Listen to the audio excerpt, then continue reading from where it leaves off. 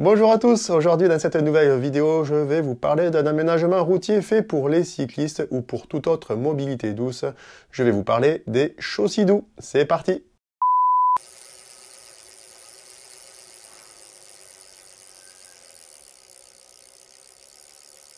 Alors chaussée douce, qu'est-ce que ça veut dire? Tout simplement, c'est la contraction de chaussée à circulation douce. En fait, ça désigne une chaussée avec une voie centrale et deux bandes latérales faites pour les cyclistes.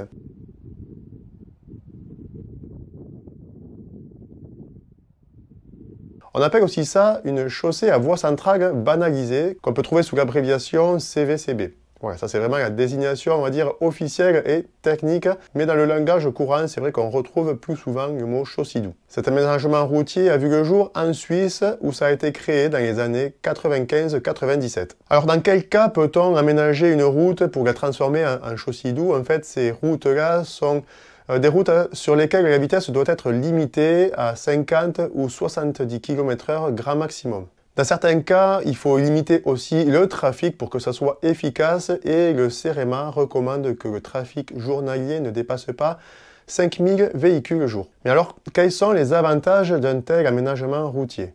Premièrement, la circulation des piétons, voire des cyclistes sur les deux bandes latérales est sécurisée puisqu'en fait, ça va obliger les véhicules à respecter la distance de dépassement qui est, je vous le rappelle, normalement de 1,50 m. Et là, du coup, le fait que ça soit signalé, ça va obliger les véhicules à respecter. Ça va également améliorer le partage de la chaussée, vu que là, on va faire cohabiter de manière claire et nette à la fois les cyclistes, peut-être les piétons et les voitures. Tout ça, voilà, c'est fait pour faciliter l'usage du vélo au quotidien, que ce soit pour des déplacements loisirs ou du vélo taf, par exemple. Alors, comment ça marche, cet aménagement de chaussée? Je vais vous passer en revue plusieurs cas, plusieurs situations pour vous montrer comment doit se placer le véhicule en fonction des différentes situations qui peuvent intervenir. Cas numéro 1, il y a une voiture et il n'y a pas de cycliste. Là, tout simplement, la voiture doit circuler sur la bande centrale.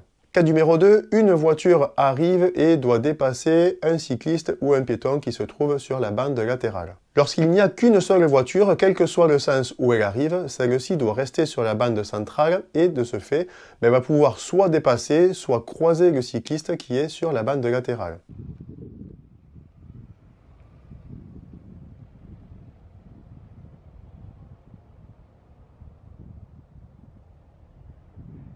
Cas numéro 3, deux voitures arrivent et il n'y a pas de cycliste ou piéton. En théorie, les deux voitures arrivent donc face à face sur la voie centrale et lorsqu'elles doivent se croiser, elles vont devoir se déporter chacune sur leur droite et ainsi aller emprunter la bande cyclable. Mais étant donné qu'il n'y a pas de cycliste, elles vont pouvoir se croiser sans problème. Une fois qu'elles se sont croisées, ces deux voitures, il convient qu'elles se repositionnent chacune d'elles sur la voie centrale.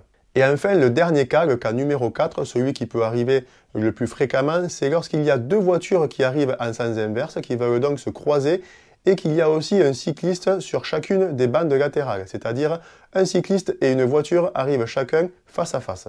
Dans ce cas-là, le cycliste est prioritaire, c'est-à-dire que chaque cycliste qui arrive dans un sens opposé reste sur sa bande latérale et les véhicules, comme ils ne peuvent pas se croiser sur la bande centrale, ils vont devoir se déporter chacun sur la bande latérale, donc chacun sur leur droite, tout en prenant garde de rester derrière le cycliste. De cette façon, en fait, la circulation du cycliste est sécurisée puisque les véhicules doivent attendre derrière.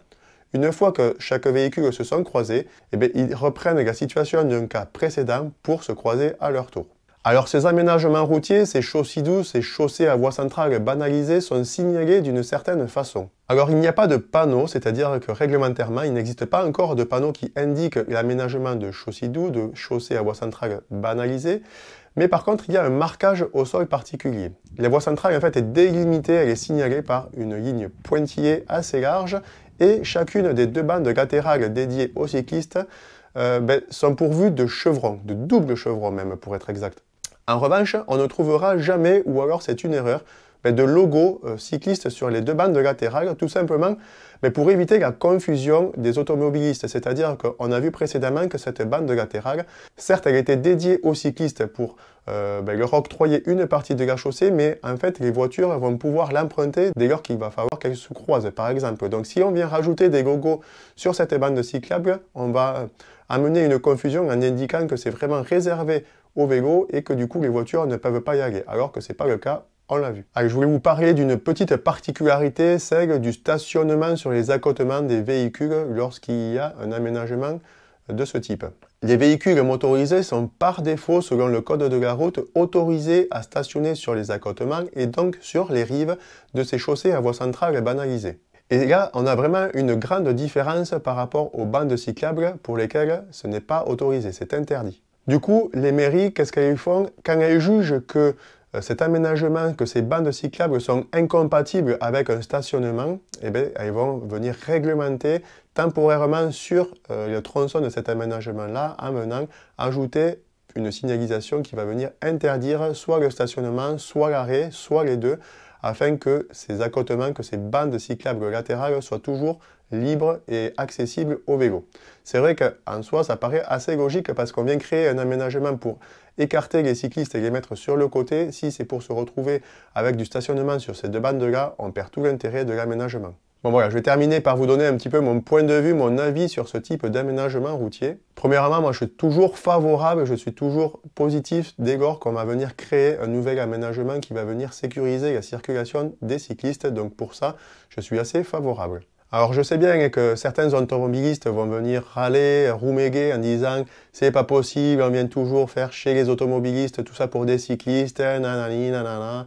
Bon, le blabla habituel, mais il faut bien prendre en compte que ces aménagements, ils ne sont pas faits pour embêter les automobilistes au profit des cyclistes, ils sont vraiment faits pour sécuriser justement la circulation des cyclistes parce qu'on s'est rendu compte que les automobilistes ne respectaient pas forcément les réglementations, notamment en termes de dépassement en distance pour dépasser les cyclistes. Donc cet aménagement-là, il est réalisé en ce sens. Enfin, pour vous dire, j'avais testé cet aménagement-là aux Pays-Bas lorsqu'on avait fait le voyage entre Amsterdam et Paris avec ma compagne et j'avais été plutôt agréablement surpris parce que là-bas, ces aménagements existent depuis très longtemps et en fait, les automobilistes sont bien rodés, bien habitués à ce type d'aménagement et pour vous dire, ça venait même déstabilisant parce que effectivement, nous on roulait sur cette bande latérale, les automobilistes se déportaient chaque fois dès lors qu'ils devaient se croiser et en fait, souvent on avait le cas où les automobilistes restaient très longtemps derrière nous avant de pouvoir nous dépasser, avant de vouloir nous dépasser. Donc,